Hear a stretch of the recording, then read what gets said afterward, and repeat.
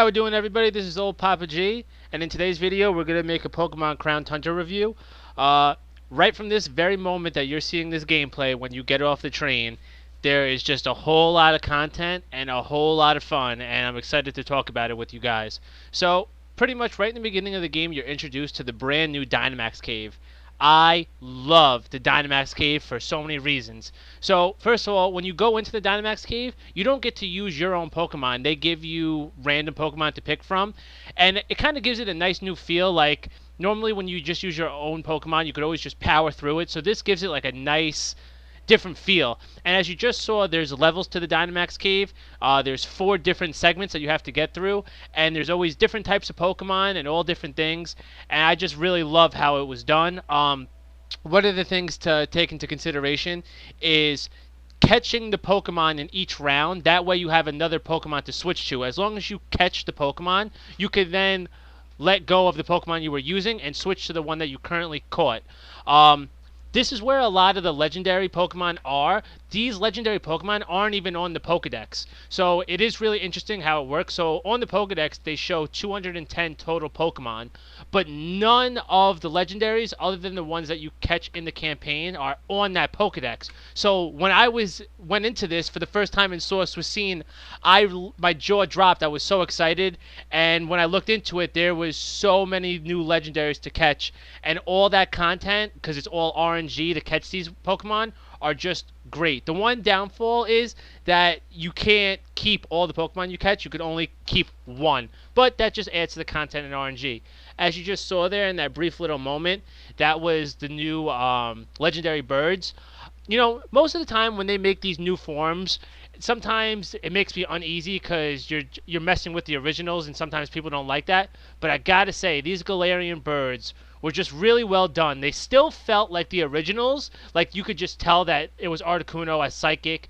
You could tell that this is Moltres flying around. It felt like Ho-Oh a little bit. Kind of gave me nostalgia from watching the show when I was a kid and just following it around, trying to catch it.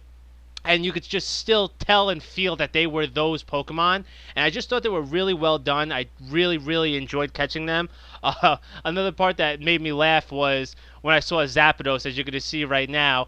He's just running around. He's running his little heart out. And it's so funny that they turned him into an ostrich. But it looks good, and it still feels like him once you go into battle. And it's just really, really awesome, and I thought it was well done. Same thing when it comes to the Reggies. Obviously, they give you 2 choices. They give you Regieleki and they give you Regidrago, and both just feel like they were always in the game, that they felt like implemented nicely. And there was a period in Pokemon where they just weren't making as great of Pokemon anymore, but they really have turned it around with these like new age redoing the originals, and I really have liked the way that they've turned it. Obviously, the eye appeal and the battle now have been great. Here's a look at all the new additions from prior games. It was just put into a tier list. That way it looks a little bit neater and nicer for you guys. A lot of legendaries. Like, look at how many legendaries are in there, and it's just really awesome. With all the RNG content to catch these legendaries to begin with through the Dynamax Cave, you're talking probably 50 hours of content at least, and then you could do it with all your friends. That's what's nice about it. If one of your friends has shield and the other friend has sword, you could still go into it and then catch exclusives that aren't even in your game. So it's just really, really nice how it was done. Something to mention about the legendaries, the mystery Pokemon, they are legendaries, but they're labeled as mystery Pokemon. There's about 5 of them right now that still haven't even been caught. This game has been out almost a week. Normally people burn through this game trying to catch them all, and there's still haven't caught them all. And those include Genesect, Jirachi, Victini. There's a couple others, but it is just interesting how they've really worked hard on this expansion. I say, in my personal opinion, I think that this one was better than Isles of Armor. Even how they implemented a new way to do the Elite Four in the end. I know it's not called the Elite Four anymore, but Leon basically brings all the gym leaders together, and you go into a doubles match. And this is actually a good way of getting XP.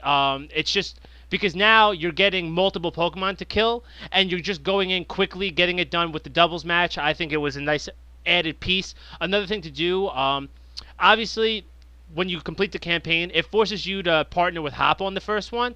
But another cool thing to do is the next time you run it, you could always find a new partner. So there's always different matchups that you can make and create. And I thought that that was also a nice, great piece to be added. And yeah, that's pretty much all the good stuff about it. I honestly think there's only one con about the whole game, and that's really just this story is a little childish. But again, it's Pokemon. That's really always how it's been. It's not really something to complain about.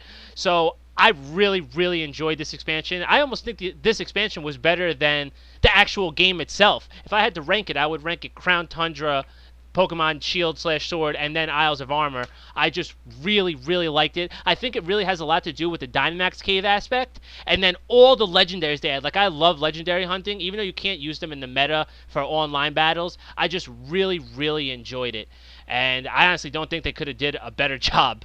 So now here to end it off, here's my verdict. I give it a 9. I really, like I said, I really enjoyed it. I pretty much went over the pros and cons, but the pros, the Dynamax Cave, I thought was a great addition for your friends and how you could catch legendaries. Great returning Pokemon like Dragonite, Nidoking, Kabutops, Aerodactyl, Salamence. Obviously, those are a lot of originals. Salamence comes from Ruby and Sapphire. Just the ones that they added, I thought were just excellent. Tons of legendaries that they added, which equivalates into hours of content for you to collect them all. And then obviously the only con I put the names of the people, Fiona and Hop. They're just really childish, and it kind of gets annoying. But again, not the biggest deal at all. And I really highly recommend this game. So I really think for $30 getting both of these expansions, you should definitely go out and do it if you own the game. And again, if you guys enjoyed my content, I'm always going to be putting out more reviews, more guides, and everything like that. If you could, I'd really greatly appreciate a sub and a like to the channel. And that's about it. As always, thank you for tuning in, guys.